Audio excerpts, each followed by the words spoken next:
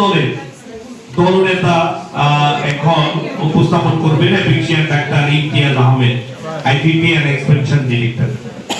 এপিস্টামক ভাষা শহীদ সালাম। বিসমিল্লাহিররহমানিররহিম। সম্মানিত সভাপতি, বিজ্ঞ বিচারক মণ্ডলী, শ্রদ্ধেয় প্রতিপক্ষ এবং উপস্থিত শ্রোতৃবৃন্দ, আসসালামু আলাইকুম। শুরুতেই কবি রবীন্দ্রনাথ ঠাকুরের চেতনার সাথে সামঞ্জস্য রেখে বলতে চাই, মরিতে চাহি না আমি সুন্দর ভুবনে, মানুষের মাঝে আমি বাঁচিবার চাই। কিন্তু প্রশ্ন হলো, যে ভুবন ধীরে ধীরে উষ্ণ হয়ে উঠেছে, যে পৃথিবীর বন উজাড় হচ্ছে, নদী হারাচ্ছে প্রাণ, উপকূল ডুবে যাচ্ছে লবণাক্ততায়, সেই সুন্দর ভুবনকে রক্ষা করবে কে? এই প্রশ্নের উত্তরই আজকের প্রস্তাব।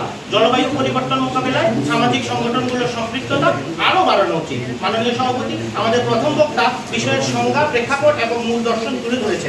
দ্বিতীয় বক্তা তথ্য বিশ্লেষণ ও বাস্তব উদাহরণের মাধ্যমে দেখিয়েছেন কেন সামাজিক সংগঠন জলবায়ু পরিবর্তন মোকাবেলায় একটি অপরিহার্য অংশীদার। প্রতিপক্ষ যদি বলেন জলবায়ু পরিবর্তন মোকাবেলা সরকারের কাজ, সামাজিক সংগঠনের নয়, তবে আমি বলবো এটি একটি অসম্পূর্ণ ধারণা। সরকার আইন করতে পারে, বাজেট দিতে পারে, নীতি গ্রহণ করতে পারে, কিন্তু কোনো সরকার একা কোটি কোটি মানুষের দৈনন্দিন অভ্যাস বদলাতে পারে না।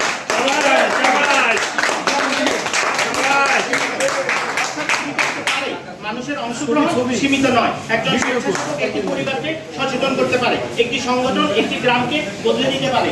ঠিক তেমনি হাজারো সংগঠন মিলে একটি জাতিকে পরিবর্তনের পথে এগিয়ে নিতে পারে। ছোট ছোট স্বেচ্ছাসেবী উদ্যোগ থেকেই আমরা দেখেছি, প্রথম সামাজিক সংগঠনের দোরগোড়ায়, সামাজিক সংগঠনই সবকিছুর দোরগোড়ায় পৌঁছাতে পারে।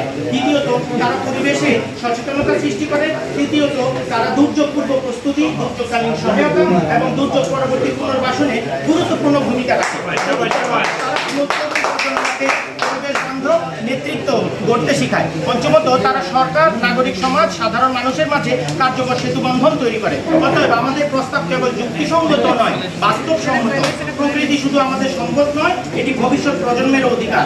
বাংলাদেশের জলবায়ু পরিবর্তনের ঝুঁকিতে থাকা দেশগুলোর মধ্যে অন্যতম।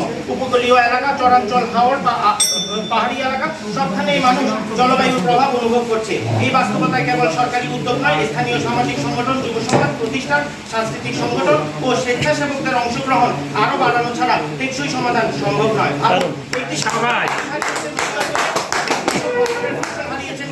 একজন জেলে সমুদ্রে যেতে পারছেন না, ঘূর্ণিঝড়ের আশঙ্কা।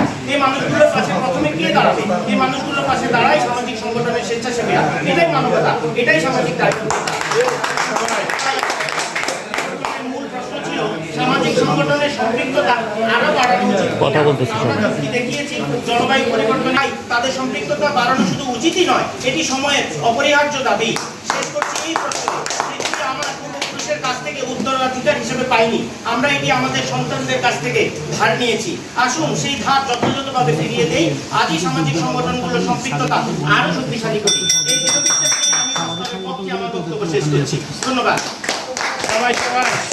ধন্যবাদ পক্ষ দলের দলনেতা এফিশিয়েন্ট ডাক্তার ইমতিয়াজ আহমদকে। বিপক্ষ দলের দলনেতা এফিশিয়েন্ট সেলিম রেজাকে ওনার বক্তব্য উপস্থাপন করার জন্য অনুরোধ করছি। আজ হতে ১৭ বছর আগে বিশ্বকবি রবীন্দ্রনাথ ঠাকুর খুব ব্যর্থহীনভাবে বলেছেন, দাও ফিরে হে অরণ্য, লাও হে অচল। মাননীয় মডারেটর, বিজ্ঞ প্রতিপক্ষ, সম্মানিত সুধীমণ্ডলী, বিজ্ঞ বিচারক মণ্ডলী, বিতর্ক চলছে এফএক্স ক্লাব অফ বাংলাদেশ কর্তৃক আয়োজিত, জেলা আর্ট কর্তৃক আয়োজিত এই সম্মেলন অর্থাৎ এই বিতর্কের মঞ্চে আজকের এই ফাইনাল ম্যাচে প্রতিপাদ্য বিষয় হচ্ছে জলবায়ু পরিবর্তন মোকাবেলা সামাজিক সংগঠনগুলো আরও বেশি সম্পৃক্ততা বাড়ানো উচিত। এই প্রস্তাবনার বিপক্ষে আমি এবং আমার দলের সুদৃঢ় অবস্থান।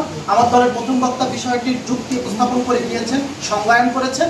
আমার দলের দ্বিতীয় বক্তা এসে বিষয়টির তাত্ত্বিক যুক্তি উপস্থাপন করেছেন। আমি তাদের বক্তব্যের মাঝে সমন্বয় সাধন করব। বিজ্ঞ প্রতিপক্ষ, আপনারা জানেন জলবায়ু পরিবর্তন একটি বৈশ্বিক সমস্যা। গ্লোবাল বা বিশ্ব অর্থনীতিতে জলবায়ু যখন একটা চ্যালেঞ্জ হয়ে দাঁড়িয়েছে, আজকে বিশ্বের যতগুলো যুদ্ধ দেখছেন, সেই যুদ্ধগুলোর যে তাবেদারিত্ব করছে, সেই তাবেদারিত্ব রাষ্ট্রগুলোর কারণেই কিন্তু বৈশ্বিক উষ্ণায়ন এর জন্যই দায়ী। সেই তাবেদারি রাষ্ট্রকে আপনাদের কোন সামাজিক সংগঠন কতটুকু মানাতে পারবে? আপনাদের কাছে প্রশ্ন রয়ে গেল বিজ্ঞ প্রতিপক্ষ।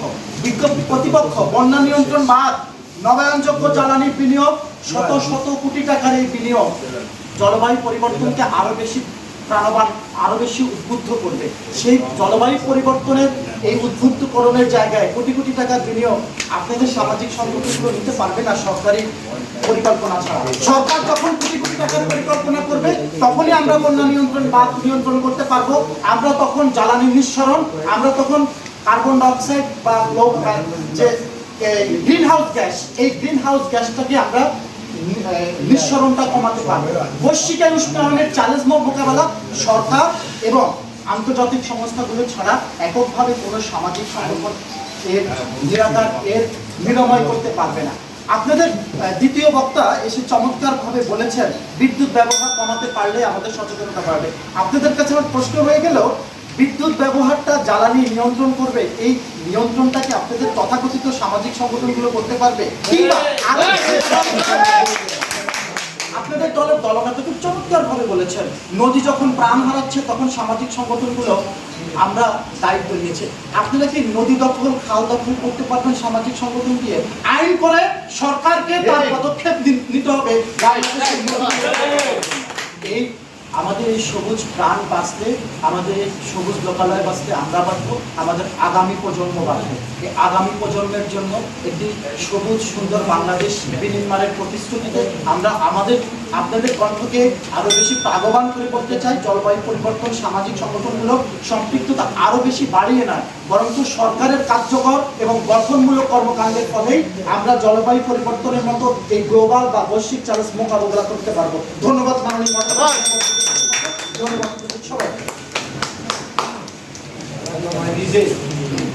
চমৎকার বক্তব্য জমে উঠেছে।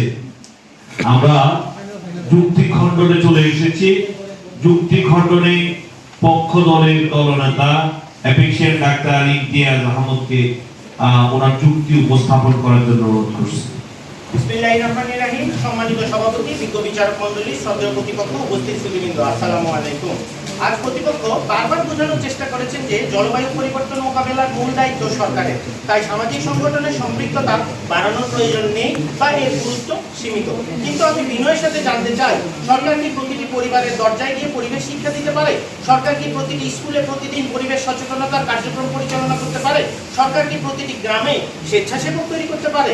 উত্তর যদি না হয় তাহলে স্বীকার করতেই হবে সরকারের পাশাপাশি সামাজিক সংগঠনের সক্রিয় সম্পৃক্ততা।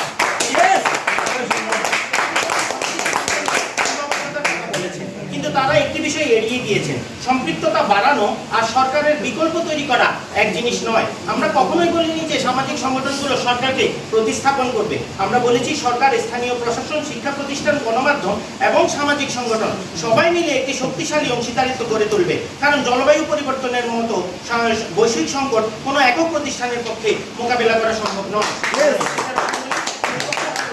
কথা বলেছেন, আমরাও বলছি প্রযুক্তির গুরুত্ব অস্বীকার করি না, কিন্তু প্রযুক্তি তখনই সফল হয় যখন মানুষ সেটিকে গ্রহণ করে। একটি সৌর প্যানেল, একটি বৃষ্টির পানি সংরক্ষণ ব্যবস্থা, একটি বর্জ্য পুনর্ব্যবহার, এসব তখনই সফল হবে যখন মানুষ সচেতন হবে। আর সেই সচেতনতা তৈরি সবচেয়ে কার্যকর শক্তি হচ্ছে সামাজিক সংগঠন। সভাপতি মহোদয়, প্রতিপক্ষের পুরো বক্তব্যে একটি মৌলিক দুর্বলতা ছিল। তারা সমস্যার কথা বলেছেন কিন্তু মানুষের অংশগ্রহণের কার্যকর কাঠামো দেখাতে পারেনি।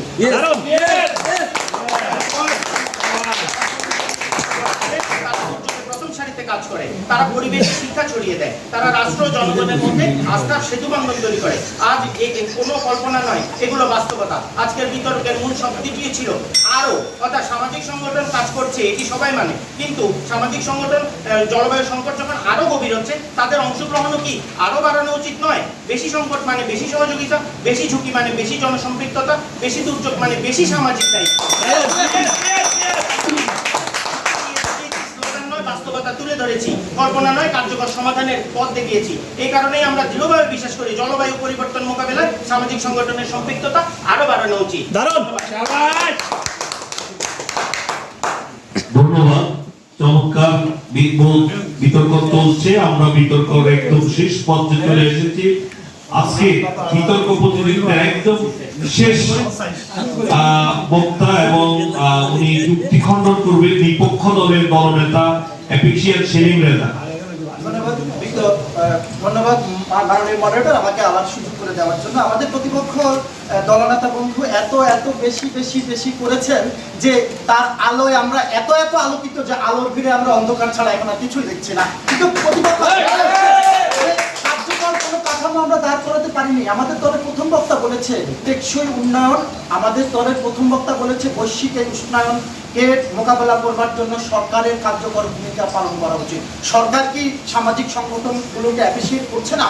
সরকার কি সামাজিক সংগঠনগুলোর জন্য আলাদা আলাদা সরকারি নীতিমালা তৈরি করছে না? সামাজিক সংগঠনগুলোকে একটা পাইপলাইনে আনবার জন্য সরকার যে কার্যকর ভূমিকা পালন করছে সেই কথাগুলোকে আমরা কিন্তু বলেছি। যদিও আমরা বলছি ঘুমের মানুষকে জাগানো যায়, কিন্তু যারা জেগে জেগে ঘুমাবে তাদেরকে জাগাবে কে? রবীন্দ্রনাথ ঠাকুর খুব চমৎকার ভাবে বলেছেন, সহজ কথা যায় না বলা সহজ।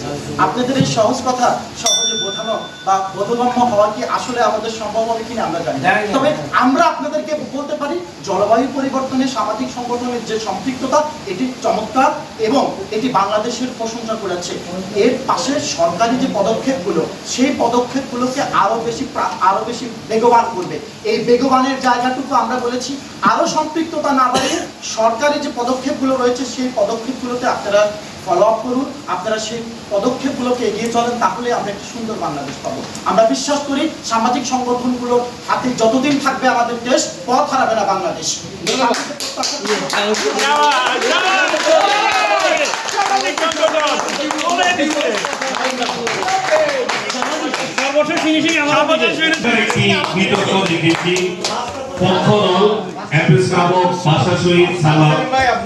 বিপক্ষ দল অ্যাপিস ক্লাব অফ লক্ষ্মীপুর তিনজন বিতর্কিত সমানভাবে বিতর্ক করেছে। আমরা বিপক্ষ দলের দলনেতার বক্তব্যে একটা কথা বলতে চাই। উনি সুন্দর দেশ নির্মাণে সামাজিক সংগঠনের ভূমিকার কথা বেশি বলেছে। আসলে ওনার কাছে এত বেশি মনে হয়েছে যে সামাজিক সংগঠনে পারবে, কিন্তু পক্ষ দল তাই বলেছে।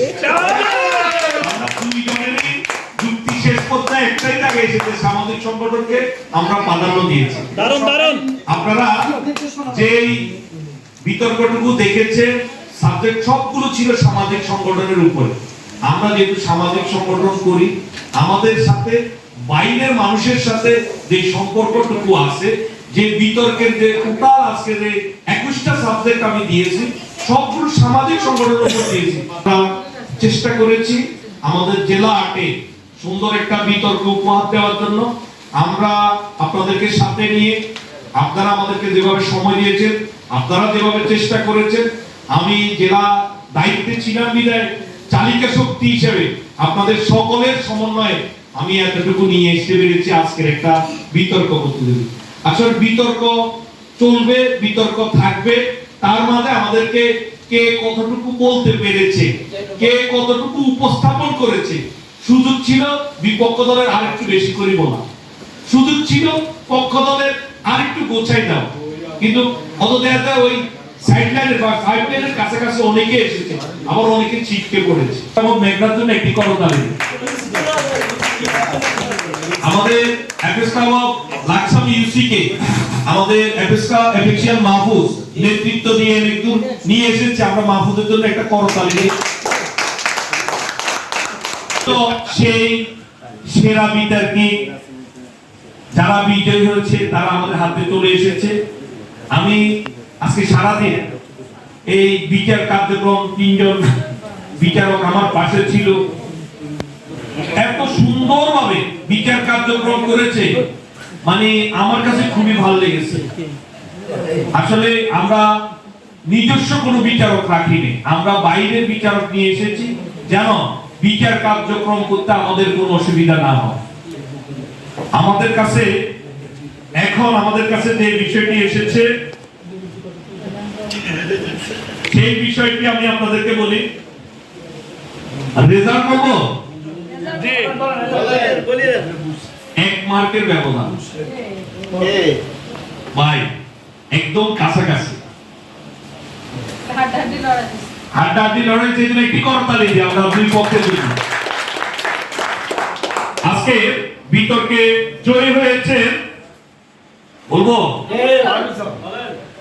আমার আসলে কষ্ট হচ্ছে বলতে, তারপরও বলতে হবে। চেষ্টা করতেছি সেরা বিতর্কিকটা আগে বলি। আপনার কি আপনাদের কি মানে হার্টবিট থেকে বাড়তেছে? মন খারাপ? আজকে সেরা বিতর্কিক হয়েছে এপিক্সিয়ান সেলিম রেজা।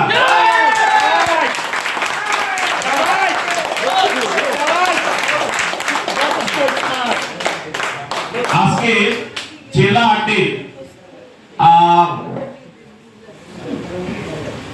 চ্যাম্পিয়ন হয়েছে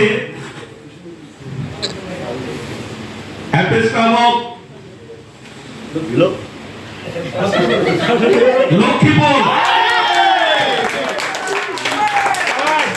অভিনন্দন অভিনন্দন অভিনন্দন। রানার্স আপ হয়েছে ভাষা শহীদ। আমরা আমাদের দলকে অভিনন্দন জানাই।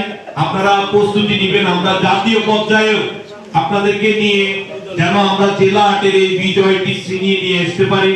যতবারই আমরা টিম দিয়েছি জেলা 8 থেকে ন্যাশনালে আমরা বিজয় হয়ে এসেছি।